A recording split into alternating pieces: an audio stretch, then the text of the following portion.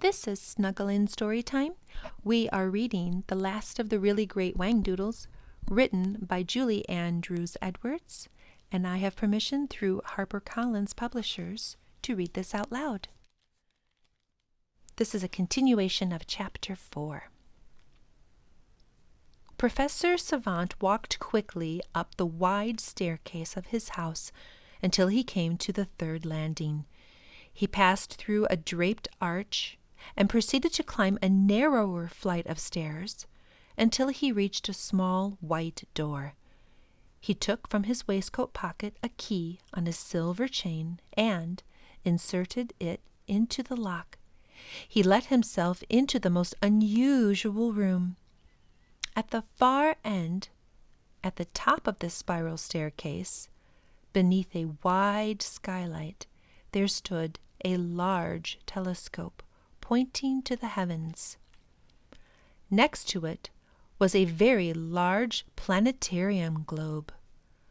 A bench in the center of the room contained a most complicated series of beakers and flasks. Against the right wall stood a pyramid of cages containing white mice, hamster, a toad, and one extraordinary multicolored rabbit. Hanging from the ceiling above the bench was an amazing structure. It resembled a finely wrought stepladder, and it was made of different colored plastic segments, all brightly illuminated. A high-backed winged chair faced away from the door. The professor closed the door behind him and approached the chair, speaking in a quiet voice. "So sorry to keep you waiting, Proc. I had some unexpected visitors." "So I gathered," said the distantly unusual voice. A unique figure rose from the chair in one sinuous movement. The visitor was tall and exceedingly thin. He had a long, narrow face, which accentuated his large black eyes and prominent nose.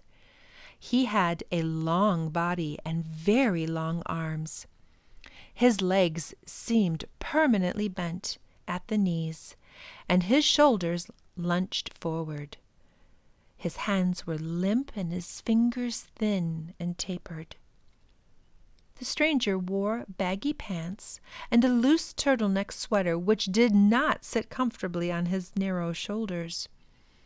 On his head a battered gray Tribbley hat was pulled down at a rakish angle. "So you're thinking of taking those 3 to Whangdoodle Land, eh?" he said. His voice had a stretched, echoing quality, a raspy whisper that seemed to hang in the air long after he had spoken.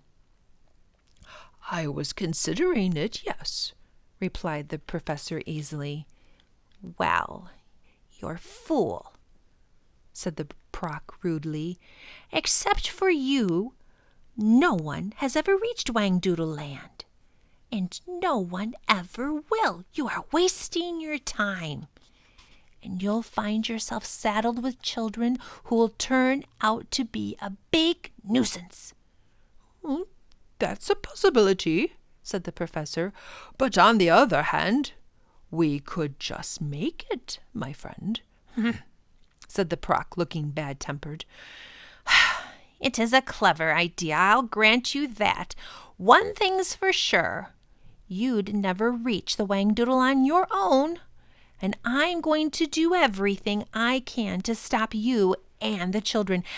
I'm not even going to mention this to His Majesty. He'd only fret." "Oh, I'd wish you'd tell him that I mean no harm." "I will do no such thing." The Proc was highly indignant. "Can't you see? You're so anxious to pursue this idea of yours anyway. Why don't you just leave us in peace?" he grumbled. "But I've no intention of disturbing the peace. Can't you see that?" said the professor. "It's not only you we're worried about," the Proc continued.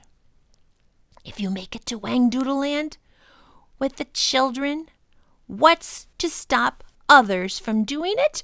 It's too big a risk to take, and I won't allow it, he snapped. Nevertheless, I do intend to try this experiment. And the professor was quite adamant. Right now, I don't think there is a thing that you could do about it, Proc. No, not now. The Proc was distinctly annoyed. But I'll be waiting for you, and you won't get far.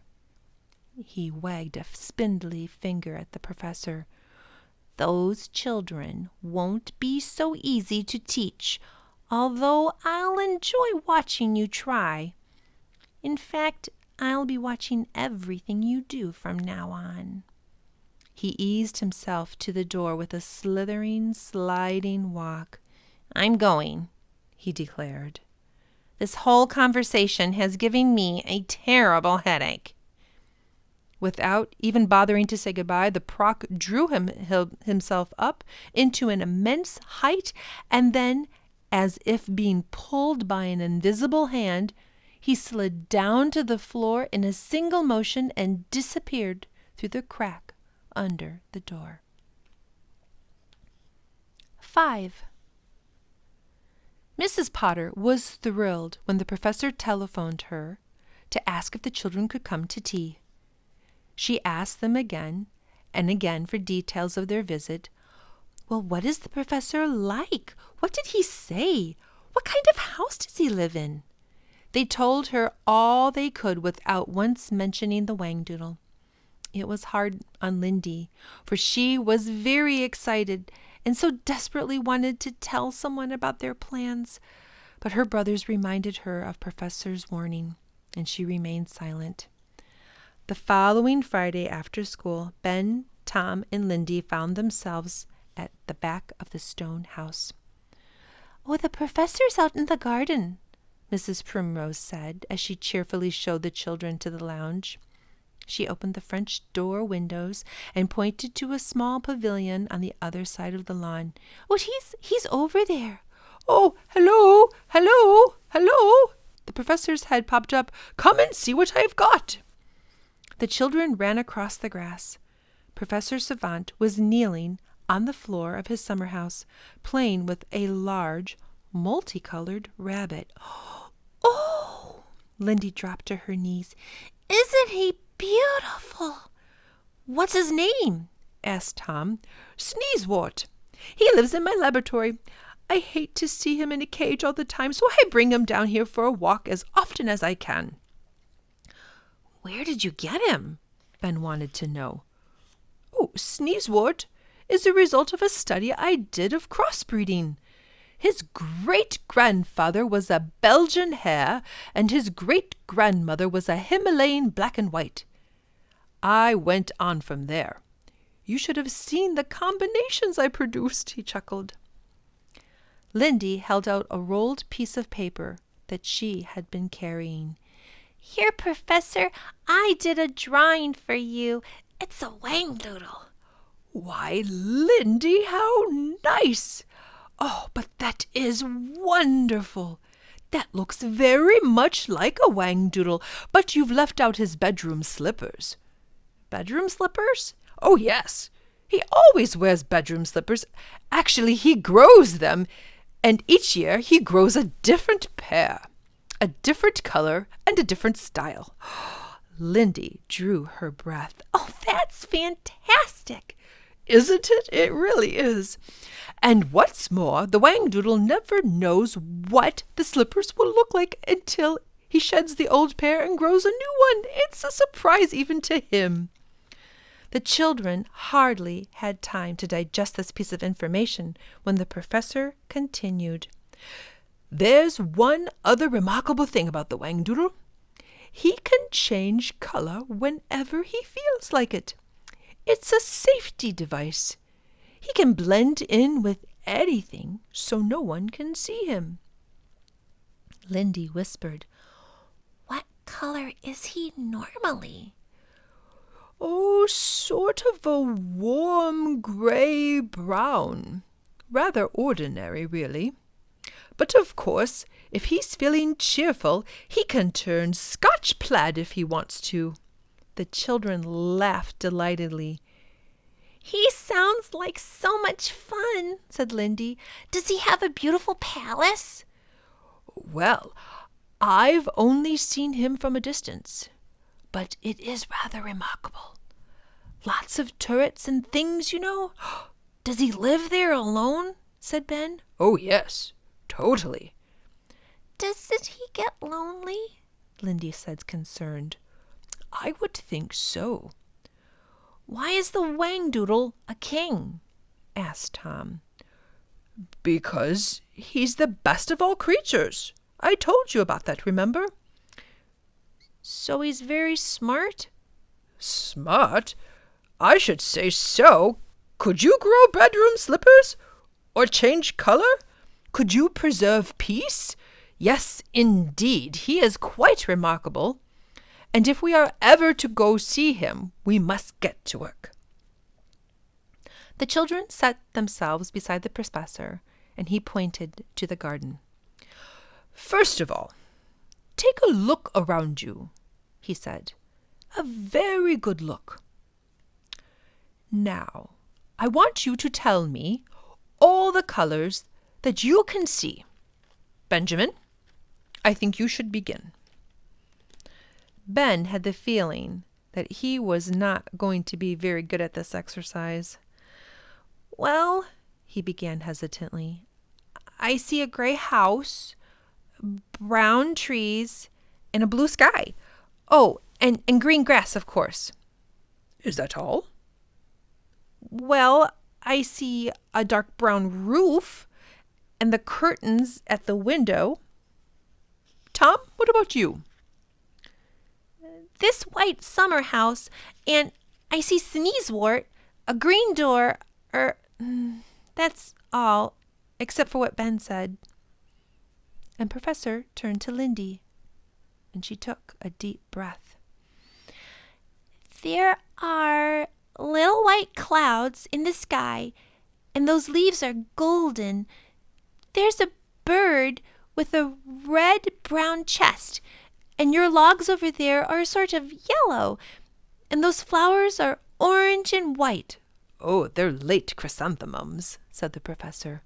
"We'll have a look at them in a moment. But first of all, look at the trees again. They're not just brown, are they? That one there is almost black.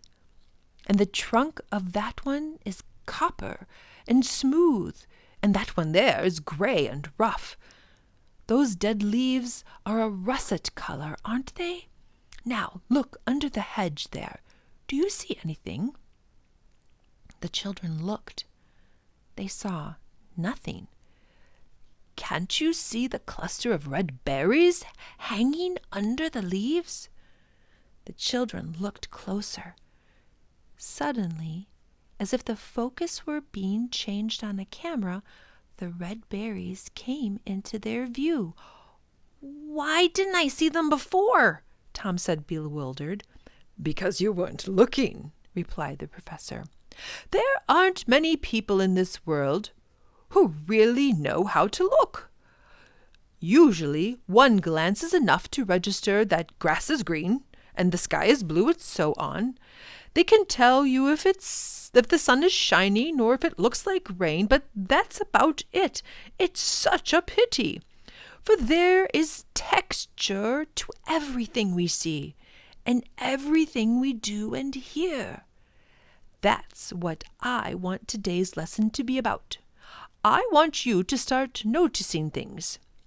Once you get used to it, you'll never be able to stop. It's the best game in the world." The children found themselves beginning to share the professor's excitement. He spoke with such passion and such enthusiasm. "Every walk that we take from now on, every place that we go, I want you to tell me all that you see. Even this close to winter, you'll be surprised how much color there is. In the town, there'll be shops and rooftops and flags and curtains and bright lights, traffic signals, balloons, and colors of all cars and clothes people are wearing. In the country, there will be colors on the leaves and flowers on the trees, under the hedgerows, by the wayside, and in the grass. And he pointed to the ground. Ben, look closely here. See the earth between those blades? See how rough and hard it is after the frost? Think of being as small as an ant down there. Look at it as if you were indeed a beetle or a worm. Wouldn't the earth be different to you then? Wouldn't it be a whole new countryside? The lumps of clay would be mountains, and the blades of grass would be forest. Ben stared at the ground, and to his amazement, he saw what the professor meant. "I've never thought to look at that before," he said. He was completely fascinated. The professor slapped his knee. "Well, that's just my point. Nobody thinks to look." He turned to Lindy. "Tell me, what do you see in the hedgerow there, Lindy? Do you see anything beyond that opening in the branches? Can you see how the shadow on the grass makes it look as though there's a path in there, and that it might lead to somewhere exciting?" Lindy looked at the hedge carefully and concentrated hard. The light and shade played strange tricks with her eyes. There was a shimmering quality to that afternoon, and her head felt a little fuzzy. It seemed to her as though the hedge began to move, to twist into different shapes like a tunnel. She leaned forward, mesmerized.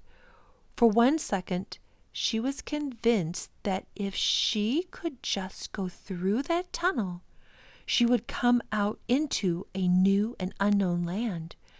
She was so excited that she looked up at the professor to tell him about it, and as she so did, the spell was broken. "What is it, Lindy?" The professor watched her keenly. Lindy turned to look at the hedge once more. She frowned because the illusion wasn't there anymore. All she could see was the green hedge and a perfectly plain winter garden. "That's funny," she said. "I thought that—" She stopped, aware that the boys were staring at her. "Well, it's not important. I guess I let my imagination run away with me for a moment."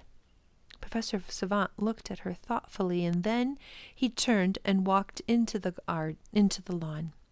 "Come and look over here," he called. "I want to show you something." The children followed him, and he moved to a small clump of chrysanthemums that Lindy had pointed out earlier, and he picked a beautiful white one on a thick green stem. "Look at this. See how sturdy it is? A flower that blooms this close to winter has to be strong," and he handed it to Lindy. Ben shifted his weight from one foot to the other. "I think flowers are a bit sissy for a boy," and the professor moved to Sneezewort and pick him up. "Well, let's go inside, and I will show you something that just might change your mind, young man. Have you started science in school yet?" "Oh, yeah, we began last semester, sir." "Good. Bring that flower with you, Lindy," and he commanded, and they walked briskly into the warm house. The children followed him as he climbed the 3 flights of stairs to the small white door. "I'll have you know," he said as he unlocked it, "that I allow very few people in here, very few indeed," and he stepped aside to let them through. They gasped when they saw the room. Ben felt as if he had stepped into a small paradise. "Look at that telescope," he said. "What are all those lights?" Tom asked. "Oh, that's a model of a problem I've been working on," the professor moved. It's made of special fiber optic glass, which allows the light to shine through in such an interesting way. It's good, isn't it? It sure is. The professor took the cover off the large microscope. This is what I wanted to show you, Ben. This is called a binocular microscope because you look through it with both eyes. Give me that flower, Lindy. And she handed him the chrysanthemum. The professor carefully moved the single white petal and placed it under the lens. Look here now. This should make flowers a little more interesting. The children took turns, and each saw something that resembled an aerial photograph of a river with many streams feeding into it, latticework of tiny interconnecting tubes.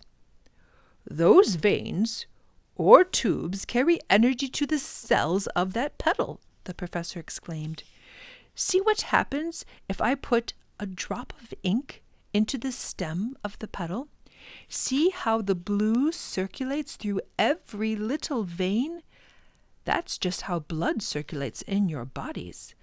Oh, I don't like blood. It's gross, said Lindy.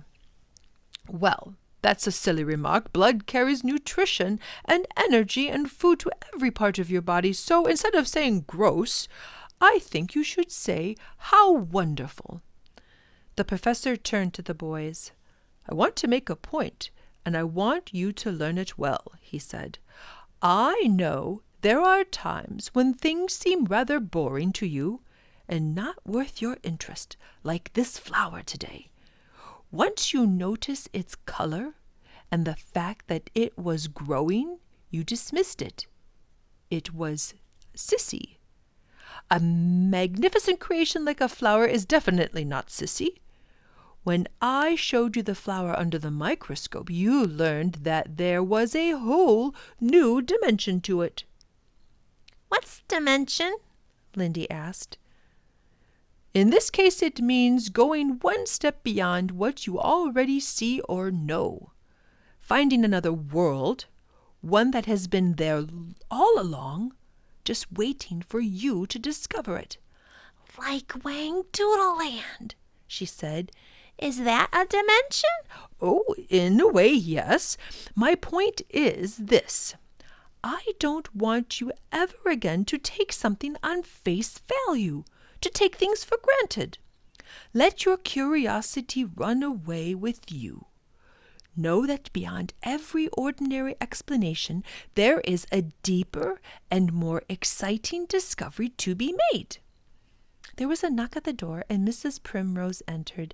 The tea is ready, sir. Oh, fine, said the professor. Then that will end our lesson for today. Tomorrow we are going on a picnic, so bring your bicycles, and also you should dress in weatherproof clothes because it is going to rain. How on earth do you know that? Said Tom. The professor rumpled the boy's hair. I am a scientist, Thomas.